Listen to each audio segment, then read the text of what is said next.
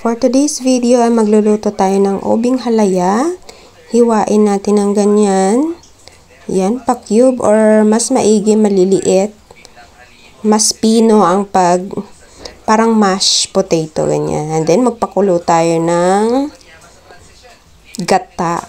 Yan po yung una. And then, ilagay po, pag kumulo na, ilagay na natin yung ube na nilaga. Ayan, nilaga na malambot na yan. Balatan, tapos hiwain ng maliliit. And then, i-add po natin yung gatas. Ayan. Condensed milk. 2 cans of condensed milk.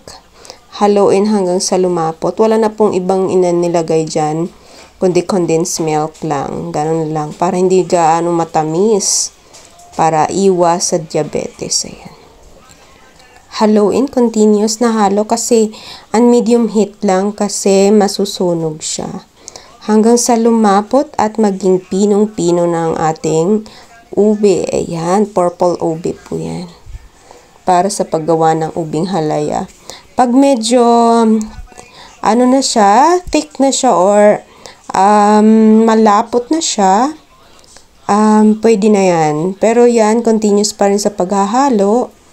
Hanggang makuha natin yung saktong lapot ng ating Ayan, kudos na yan. Shout out kay Miming. Okay. Ano yan eh. Siya yung witness sa lahat.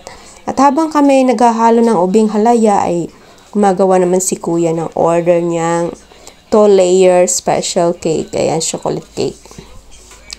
Ayan. So, patagilid ng ating video diyan para makuhaan natin ng whole ang cake. And then, ayan na, pinatay na natin yung apoy. Thank you. Bye. Ciao. Bye.